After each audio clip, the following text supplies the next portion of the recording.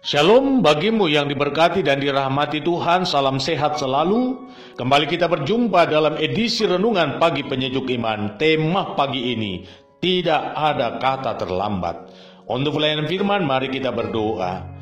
Kami bersyukur kepadamu ya Tuhan atas kehidupan yang Engkau anugerahkan, dan kami hendak mengisinya dengan firman-Mu.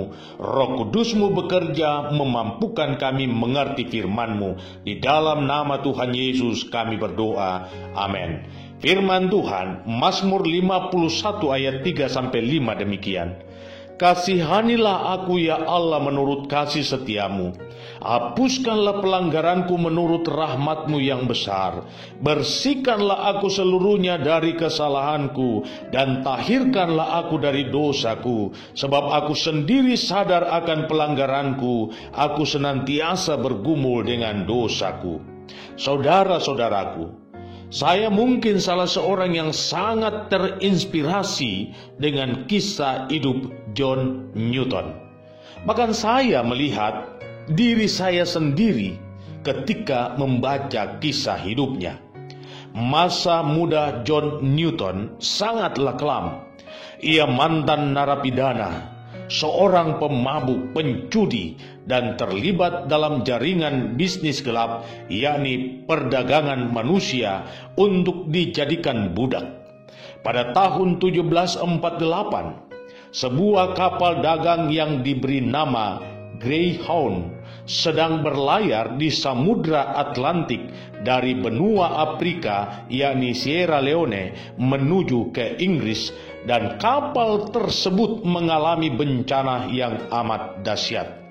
Badai, topan, dan gelombang mengamuk sehingga mengguncangkan seluruh penumpang kapal dan barang-barang dagangan yang dimuatnya. John adalah salah satu penumpang dari kapal itu dan sekaligus nahkodanya. Badai itu seolah-olah tidak memberi harapan untuk selamat, dan bayangan bahwa kapal itu akan tenggelam ke dasar samudra telah ada di depan mata. Semua orang menjadi panik dibuatnya, dan banyak yang sudah pasrah untuk menerima kematiannya. Di tengah situasi kepanikan itu, John Newton berlutut dan berdoa.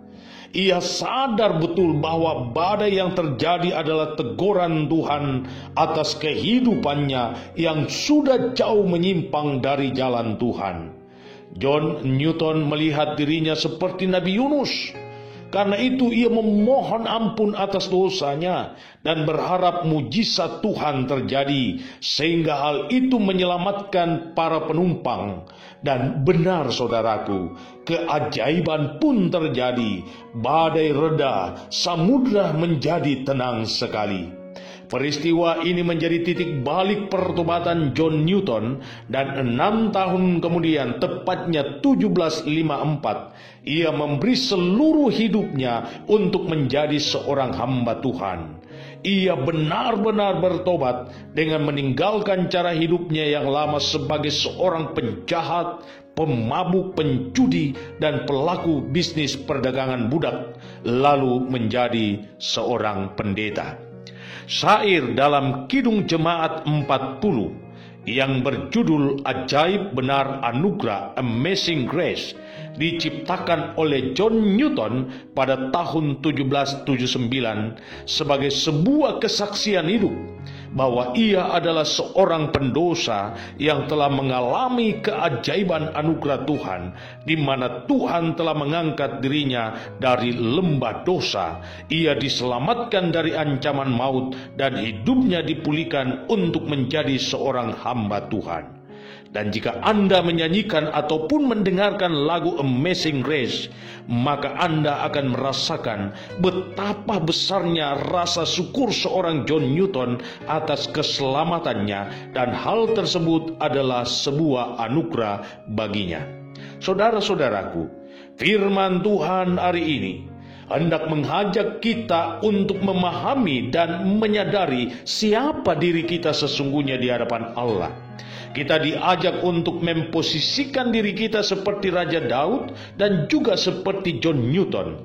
Kita adalah pelaku-pelaku dosa dan tak ada satupun pada diri kita yang dapat menjadi dasar untuk pembenaran diri agar kita diselamatkan.